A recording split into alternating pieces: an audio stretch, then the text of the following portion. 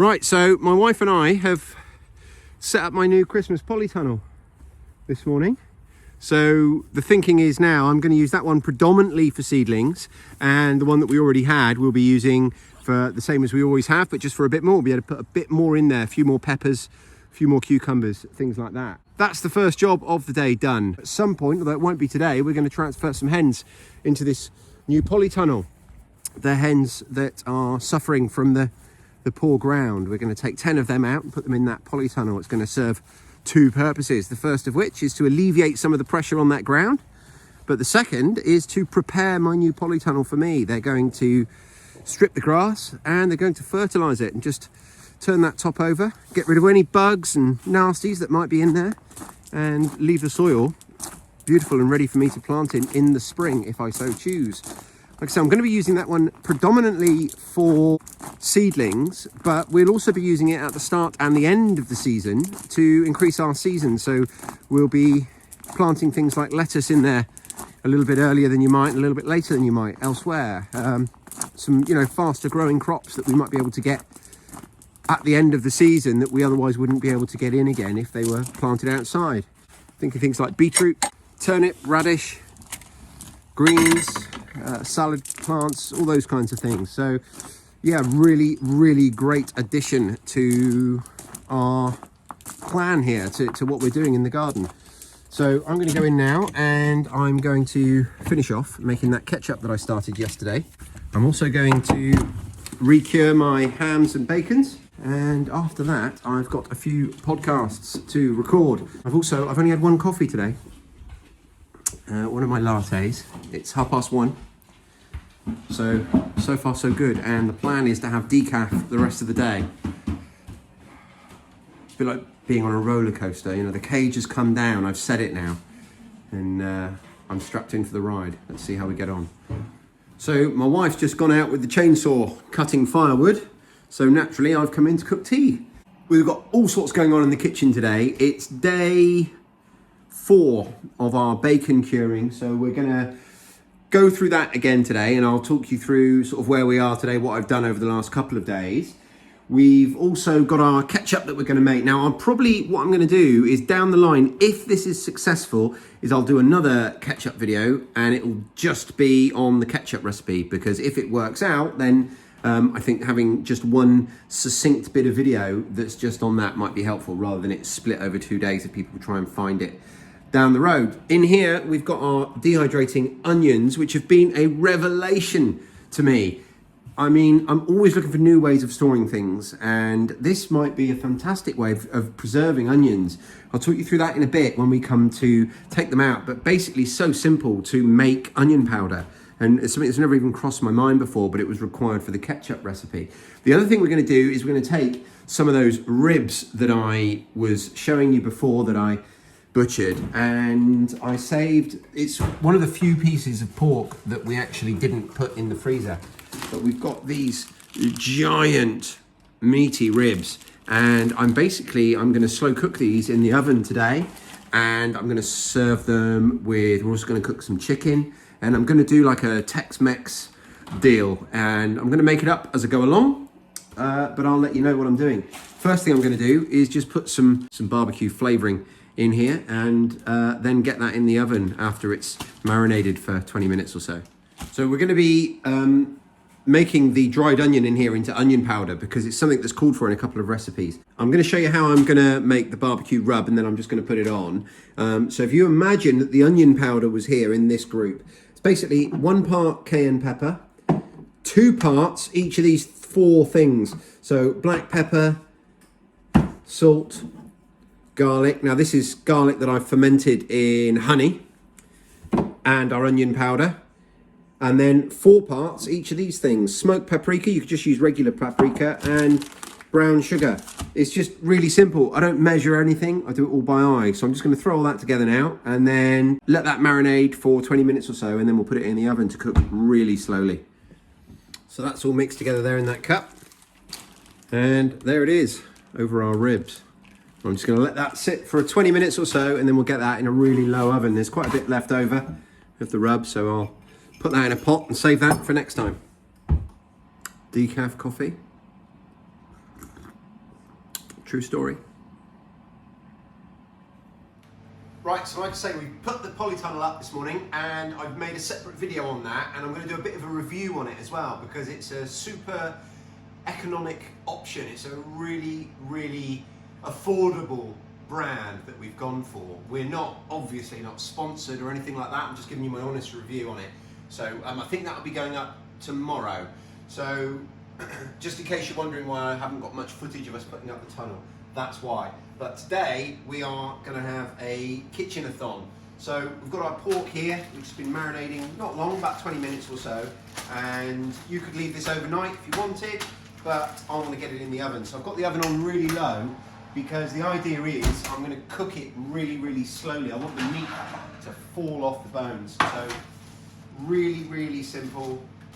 I've got the oven just over 100 degrees, and we're in the UK, so we're talking Celsius, centigrade, call it what you will. And look at that. So that's going to go in the oven, and because I'm cooking it at just over 100 degrees, it could be in there for 6 hours. It wouldn't hurt it. It's not going to need that long, but I'm probably going to put it in for about 3 to 4 hours. And the last half an hour, we'll turn it up quite a lot. Now, I'm making up what we're having as we go, but we're going to have like a Tex-Mex style dinner. We're going to have some rice, and I'm going to make a Cajun Mexican style sauce. In that, I'm going to have some pulled chicken. So I'm going to just boil some chicken now. I've got some chicken breasts in the fridge, and you'd never normally boil chicken. I certainly wouldn't. I'd never boil chicken, apart from the one time I would ever do it is when I'm going to do pulled chicken. And you might know, I mentioned it before, I'm a big fan of pulled chicken because it means that you can really stretch the meat, and it's all well and good producing your own meat or however you're getting your meat, but if you can make it go further, then there's so many benefits to that, not only economically, because it's the most expensive part of the meal. Even if you're raising it yourself, it's more expensive to raise insofar as the time investment and everything else. So it's more it's more expensive to procure the meat than it is the other parts of your meal, almost certainly. So if you can stretch that out, great. There may or may not be some health benefits. I'm not going to get into that. That's not why I do it. The third reason though is environmental impact. Obviously, especially if you're purchasing your meat, if you can reduce the amount of meat you're eating, there's lots of benefits to that. So we're going to be boiling it, because then we're going to be able to do pulled chicken. It's going to go a really long way. The next thing I'm going to do is look at our onions. This is the rest of the onions that I sliced and put to dehydrate yesterday, and it's incredibly easy. It's just gone incredibly well. And to make our onion powder, and this is just, I think, it might become a staple in terms of a way that we preserve onions. It's really easy, obviously, just to dry onions and keep them that way, but they don't last forever. Whereas, obviously, onion powder pretty much will. And I'm just going to use a rolling pin to powder them up. The reason I'm making onion powder specifically is because the ketchup recipe that I'm doing called for it. My wife's just coming in from the garden with a chainsaw and firewood. Look, there you go. Save and reuse these time and time again. All of our old herb jars, because we use them for our own dried herbs, keeping them in. Could it have been any easier? I'm not sure. Now the recipe I'm following, they use a tin of tomato paste. Obviously we've made our own, and I'm hoping that it's going to work just the same. So this is the tomato paste that we made yesterday, and it's just, the consistency is just the same as tomato puree that you'd buy. So I think that's going to work just great. Right, so I've put my chicken on now. That's boiling. Ribs are in the oven. The recipe that I'm using for the ketchup is from a website called The Whoot, THEWHOOT.com, and it calls for 170 grams of tomato paste. So let's have a look at what we've got here. And we've got almost exactly 170 grams through pure coincidence. We've got 155. So I'll just reduce the amount of everything else ever so slightly. Right, calls for half a teaspoon of onion powder, 2 tablespoons of brown sugar. Now it calls for half a teaspoon of mustard powder. We don't have mustard powder. This is the one ingredient we don't have. So we're going to replace that with just mustard. They say to replace it 1 tablespoon of mustard for every teaspoon of mustard powder, and we needed, let's have a look. We need 1/4 teaspoon of mustard powder, so that's going to be 1/4 tablespoon of mustard. Now it does say to use Dijon if you're going to be replacing mustard powder for mustard. We don't have Dijon. This is the closest we've got, but if this recipe comes anything close to what I'm expecting, what I'm hoping, then we'll do it again and we'll have all the right ingredients. Next up, 1/4 teaspoon of cinnamon, 1/4 teaspoon of salt, a pinch of clove and a pinch of allspice. We've got ground cloves here. That's a pinch. Any luck? Well done, son. And my boys have just been out to our outside store. Thank you. It's a miracle. To fetch me my white vinegar. We need 3 tablespoons of that. Ruckus, would you mind tablespooning for me? Yep, 1, 2. Well, I'm going to say that's 3 because we had quite a lot of spillage there, didn't we? I'll just go a little drop. That's it. There we go. I'm not the best at measuring things. Yeah, precision, son, that's right. So it says that's everything except for 1/2 cup of hot water. Now, I'm not sure how much we're going to want. This is all about the consistency, really. But where we've made a couple of subs, particularly the mustard instead of mustard powder, I'm not sure how much we're going to want. So I'm just going to put in half the amount. And then finally, we just stir. I've made several ketchups in the past, and I've never done it with the step of making the puree, making the tomato paste first. That's really the key step that I've done differently here, and it's the one that I'm expecting to be yielding results, but let's see. Oh my god, that's really, really good. So we're going to put this in our ketchup bottle. I'm very happy with that. So while I was doing the ketchup, this arrived for me. My curing salt. So we'll be able to start the prosciutto ham, because that's how it's pronounced. Right, so next up we're going to cure our bacons and hams. It's something we need to do every day. We're on day 4 today. Run out of cure, need to make some more. That's it, simple as that. It's just sugar and salt in equal parts. And I think that chicken's been in that water long enough, so I'm just going to drain that off. So, this is day 5. Day 5, day 4, what day are we on here? 1, 2, 3, 4. We're on day 4 or 5, I'm not sure. But you see here, that's one of our bacons, and it's still completely covered in the cure. There's nothing too soggy in there. I can't see any loose moisture to pour away, so I'm not going to do anything with that. That's just going to go straight back in the fridge. And let's do our other bacon next, because that is looking similar but not identical. Here, I don't know if you can see, but there's some moisture here that we're going to pour away. We're going to pour that down the sink, and that just leaves our 2 hams. And I can tell, without even opening these, that there's lots of moisture to pour away. Can you see that? So we're going to get that poured off first.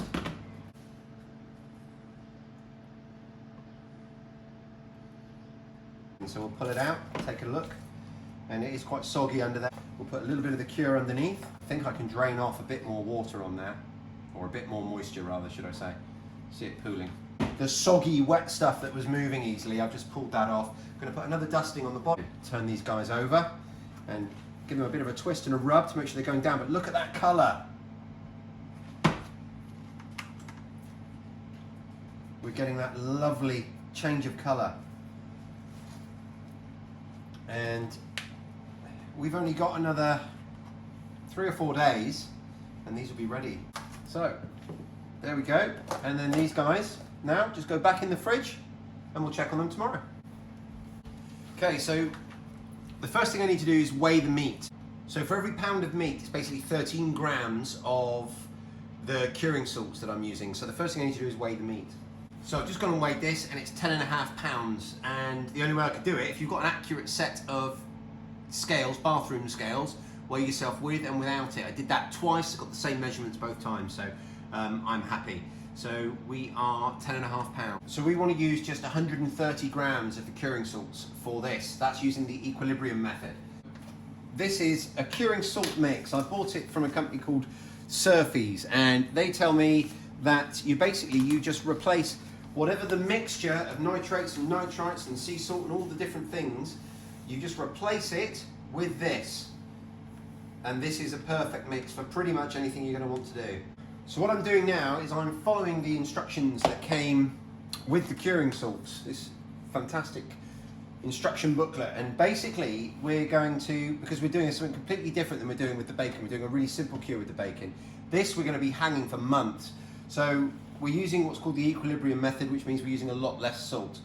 What we're going to do now is basically rub that on there, and then every day we're just going to turn it and just rub in anything that's fallen away, including any moisture that might have come off it. We're going to cover this and put it in the fridge, and we're going to turn it every day for several days. There's a rule of thumb, it says here 2 days per inch thickness plus 2 days, and I'm going to say that is comfortably 6 inches across, maybe 7. It says to round up, so we're going to say 7 inches across, so that's 14 days plus 2 days. That gives us 16 days. So we're going to be doing that for 16 days, at which point we're basically going to be hanging it, and we'll deal with that at the time. But let's get this rubbed in.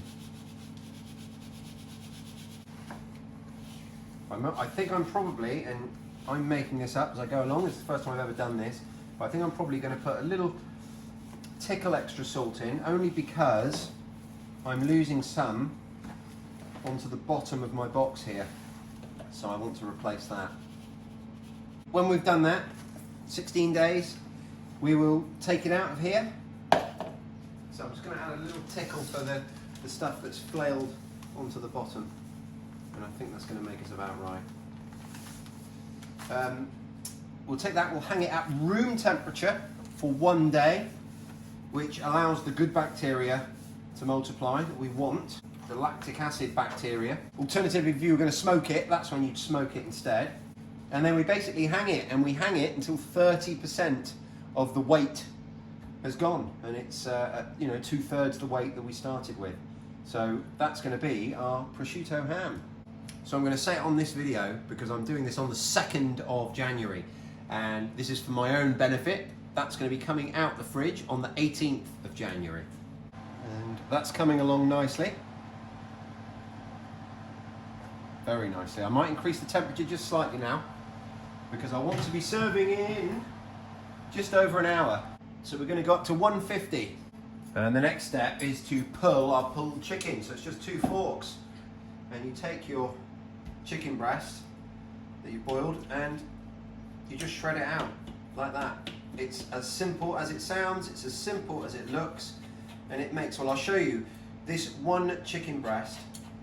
I'll show you how far that will go if you use this method. Now, depending on how you then produce the rest of the meal, you could easily feed 3 adults from 1 chicken breast. And if you were particularly mean with it, as we can be on occasion, depending on how much chicken we have, we could get a whole meal for the family out of 1 chicken breast. But look at that, I mean, it's just a way of making your meat go a lot further. And no one's going to be eating this meal thinking, oh my goodness, there's not much chicken in it, because there's loads. So that's just 1 breast of chicken. Right, so there's our pulled chicken. So we'll start with some cooking fat from our pig and some onions.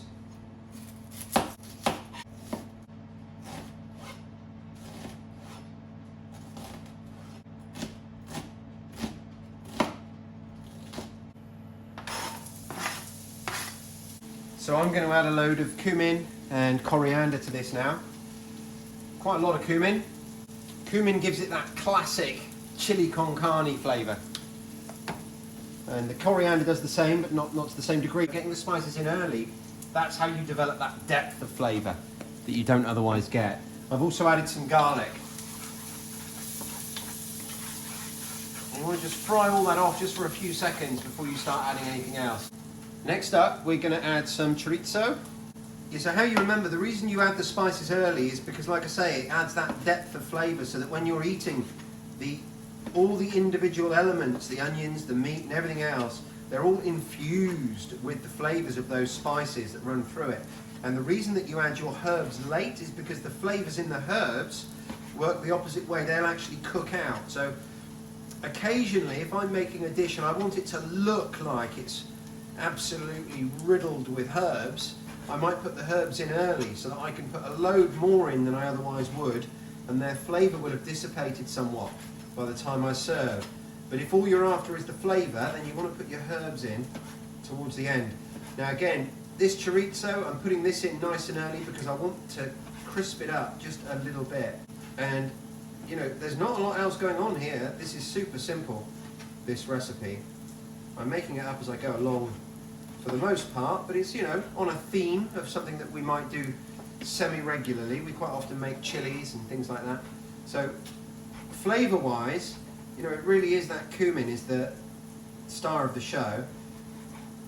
And then everything else you can play around with a bit more. So we're going to get that in now. Again, that just wants a few seconds. I'm going to turn the heat up so that can really get the sting of the oil. You see how those herbs are infused with sort of coating everything. And then next up is our chicken. Now, we don't want that in there too long without any sauce because we don't want it to dry out, but we do want it to just get a little covering of those spices. Now, unfortunately, we had a nightmare with our tomatoes this year. We didn't have, and I know that some others were in a similar boat, we didn't have a single ripe tomato until August. I think that's right, I think it was August. It might even have been later, which is just ridiculous. So as a result, we are out of tomato sauce. So we're going to have to use tin tomatoes that are purchased from a shop, which is a bit of a shame. We can't have it all. And with regards to seasoning with salt and pepper, I'm leaving that till last as well. Among other reasons, whenever I cook with ham, bacon, chorizo, quite often it's a fairly salty product. And if you put your seasoning in too early, you don't get it right. Quite often you don't need any. So it's just 2 tins of tomatoes.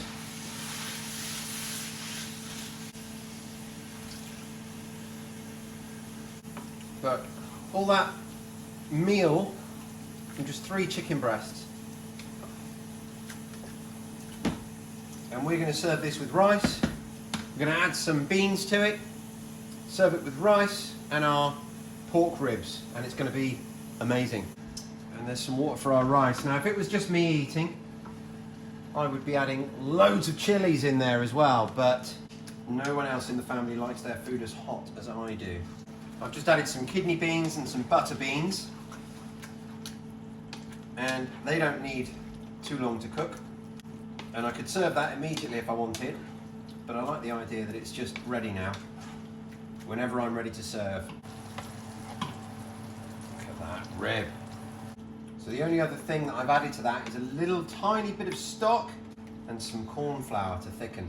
And let's taste it, see what we've got.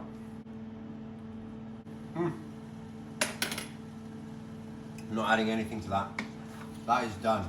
So this is a way, sort of like a group of flavours that go together really well. And we cook things like this, sometimes with pork, sometimes with chicken. We could serve it like we're going to do tonight with rice, or sometimes we have it with pita breads that we pop in the oven and open up, and you stuff it in the pita bread with salad and mayonnaise, or the same with fajitas, with just a tortilla wrap, salad, mayonnaise, and something like this inside. Oh, the kids love it too. And then the very last thing I'm going to do is make a quick coleslaw.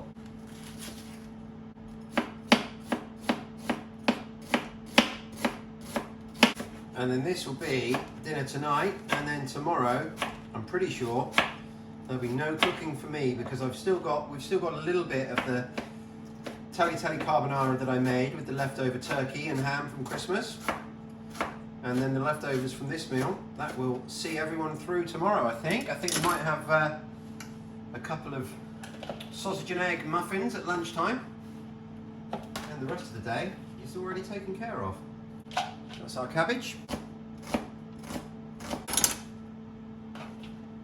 So I've just grated the carrot into there, and that's it. I'm done. All I need to do now, and I'm gonna pack up and have a decaf coffee while I wait for everyone to be ready for dinner, which is probably about 35 minutes from now. And all I've got to do is cook the rice. This water's just coming up to the boil. Cook the rice, mix this with some mayonnaise, and then serve it all. And I think it's going to go down a storm. Certainly hope so.